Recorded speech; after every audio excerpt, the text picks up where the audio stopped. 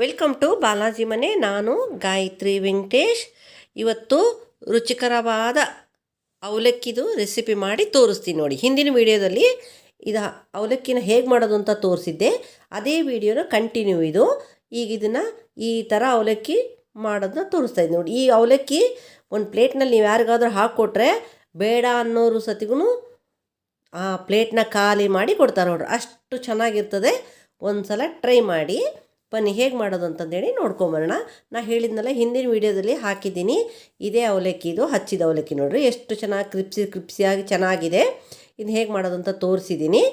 ಈಗ ಈ ಅವಲಕ್ಕಿನ ನಮಗೆಷ್ಟು ಬೇಕೋ ಅಷ್ಟನ್ನ ಅವಲಕ್ಕಿನ ಹಾಕ್ಕೋಬೇಕು. ಅದರಲ್ಲಿ ತುರಿದಂಥ ಸೌತೆಕಾಯಿ, ಹೆಚ್ಚಿದಂಥ ಟೊಮೆಟೊ ಮತ್ತು ಹೆಚ್ಚಿದಂಥ ಈರುಳ್ಳಿ ಬೇಕು ಅಂದರೆ ಹಾಕ್ಕೋಬೋದು, ಬೇಡ ಅಂದರೆ ಸ್ಕಿಪ್ ಮಾಡ್ಬೋದು. ಆದರೆ ಹಾಕಿದರೆ ಮಾತ್ರ ತುಂಬ ಟೇಸ್ಟ್ ಆಗಿರ್ತದೆ. ಹಾಗೆ ಹಸಿ ಕೊಬ್ಬರಿ ಮತ್ತು ಹೆಚ್ಚಿದಂಥ ಕೊತ್ತಂಬರಿ ಎಲ್ಲದನ್ನೂ ಹಾಕಿ ಸೌಟಿಂದ ಕೈ ಆಡಲೇಬೇಡ್ರಿ, ಕೈಯಿಂದನೇ ಕಲಸಿ. ಅದರಿಂದನೇ ತುಂಬ ಟೇಸ್ಟ್ ಬರೋದು. ಯಾಕಂತಂದ್ರೆ ಅಮ್ಮ ಎಲ್ಲ ಹಿಂಗೆ ಕಲಿಸ್ಕೊಡ್ತಾಯಿದ್ರು. ಅಮ್ಮ ಏನೋ ಹಿಂಗೆ ಕಲಸಿ ಕೊಟ್ಬಿಟ್ರೆ ಎಷ್ಟು ಟೇಸ್ಟ್ ಆಗಿರ್ತದೆ ಅಂತ ಹೇಳ್ತಿದ್ವಲ್ಲ, ಹಾಗೆ ನಾವು ಅದೇ ರೀತಿ ಅದೇ ಪ್ರೀತಿ ಹಾಕಿ ಕಲಸಿ ಕೊಟ್ಟರೆ ನೋಡಿ ಇದಿಷ್ಟು ಚೆನ್ನಾಗಿರ್ತದೆ ಅಂತಂದ್ರೆ ಅಷ್ಟು ಚೆನ್ನಾಗಿರ್ತದೆ. ಈ ಥರ ಮಾಡಿ ಒಂದು ಸಲ ಮಾಡಿಕೊಡಿ ಯಾರಿಗಾದರೂ, ಇಷ್ಟು ಚೆನ್ನಾಗಿದೆ ಅಂತ ಹೇಳ್ತಾರೆ ನೋಡಿ. ಈ ವಿಡಿಯೋ ಇಷ್ಟವಾದಲ್ಲಿ ಲೈಕ್ ಮಾಡಿ, ಶೇರ್ ಮಾಡಿ.